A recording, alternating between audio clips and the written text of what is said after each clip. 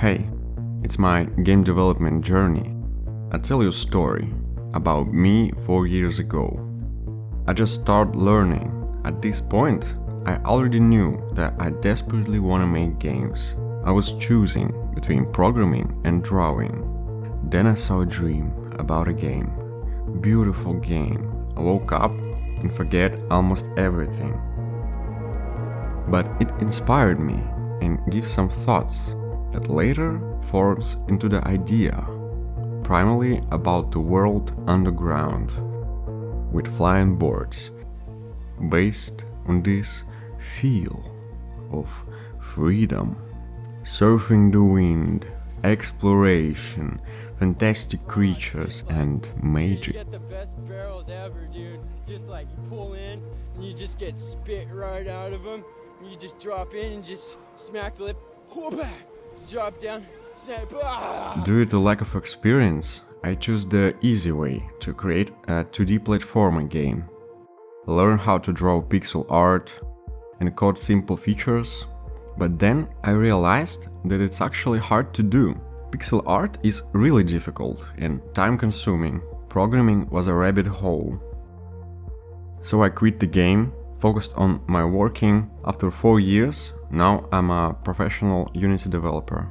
All this time, I remembered about this game, but I didn't know what to do with it. But know that now, and I don't wanna choose the simple way. Development starts from scratch. In scope was 3D with pixelated textures on models. I model a new board, try to make it fly. I'm pretty happy with the board look. Wanna make a game with this vibe. But properly create the pixel texture for the 3D mesh is tricky. UV placement is a hell work, but definitely worth it.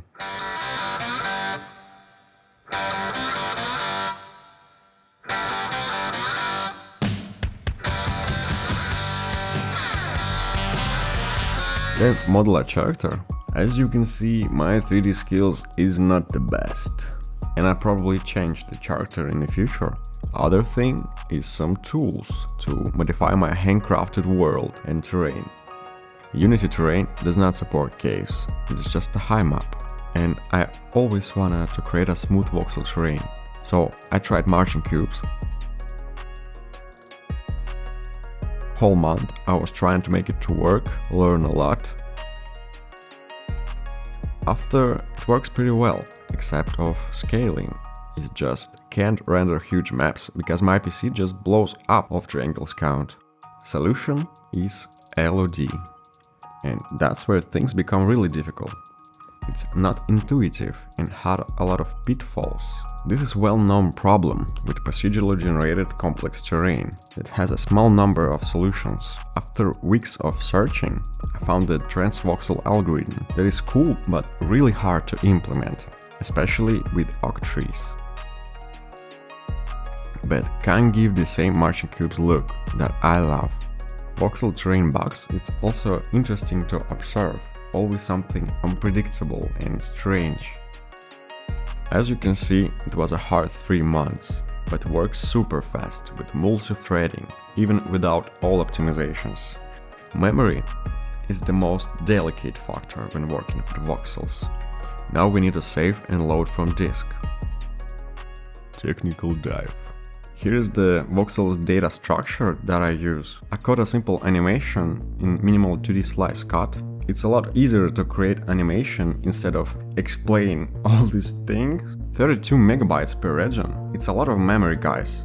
It's not efficient to store individual voxels. Most of the chunks are fully outside or inside the surface. Here comes the earlier compression. It's really simple. We sequentially store the length of the repetitive voxels. And to go even further, we can run linearly per chunk and save the chunk uniformity mask, so if it's all outside or inside, we save only one voxel. After we store the pointer to the chunk start in the hash map for sort of random access. With earlier compression, now region can weight 13 kilobytes or 2 megabytes, but it can be even smaller with the zip compression. Okay, disk memory isn't a problem anymore, but RAM is still unoptimized. With good render distance, we allocate 64 regions, which is 2 GB. I'm still thinking how to store voxels data in runtime. How much terrain I can show without a problem. How long it will be to decompress regions all the time when I need to render or update Octree leaves. There is a lot of solutions to that. Maybe RLA will fit in that too, but I leave this for the future. Remember that optimization adds complexity for refactoring and adding new features, so now we have a space for it. It was hard and fun, but goes far away from the original scope. So now it's a game about caves exploration. It should not be claustrophobic and give you the feel of freedom. Like sitting in your own comfy warm little cave, or flying through the huge caves with wind in your hair, sword in your arm, explore hiding deep secrets. That's the idea. We already have runtime destructible terrain. I implemented it to create handcrafted world, but with this system I can add the procedural generation, the network synchronization too. It will be Minecraft killer. It's the game that I can really be proud of. Interesting and extremely challenging. I think it's really good foundation for the game that give me infinite possibilities and freedom. Honestly, all I want is to play this game. Tell my friends like, hey, let's play a game that I made.